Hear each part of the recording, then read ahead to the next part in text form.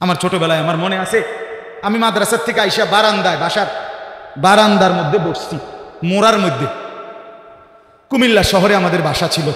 আমার মা রান্নাঘরে আমার ওইখান থেকে বলতেছে, আনিস মোড়া উল্টাইয়া, মানে তুই ফিরা, মার দিকে ফিরাব। আমি মার দিকে আরেক দিকে তাকাইছিলাম, তা আমি ফিরা বসছি। তাই বললাম, মা কি হয়েছে?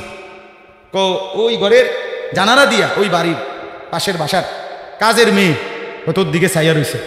মা এটা দেখছি, এই জন্য তোরে বলছি ঘুরা মার দিকে ফিরা বসতে। মার নজর, মা নজর রাখছে। আমি জীবনে একবার, শুধু আমার পুরা জীবনে একটা সাদা টুপি কিনছিলাম একবার, যে টুপিটার মাঝখান দিয়া ছোট ছোট্ট লাল লাল এই ছোট্ট ছোট্ট কটা ফুল ছিল লাল কালারের।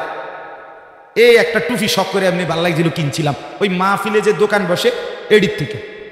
তখন আমি মাত্র নতুন চাকরি নিছি, পড়ালেখা শেষ করে বেতন হয়েছে অল্প টাকা। বাড়িতে গেছি, আমার আব্বা এটা দেখছে। দেখে বিকালবেলা আমার মা রে কইতেছে, হেতে যে চাকরি হয়েছে পয়সা হয়েছে বুঝছুন। মা রে বলছে, মায় কয় না কি তো হয়েছে? টুপি দেখছো না, টুপি দেখো না, রঙ্গিলা টুপি পিনছে, বুঝাই তো যায় ফুতের বেতন হয়েছে, চাকরি হয়েছে।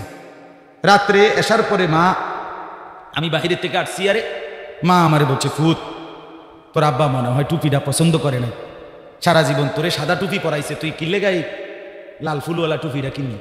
এই যে খুলে রাখছি, আর কোনোদিন পরিনি।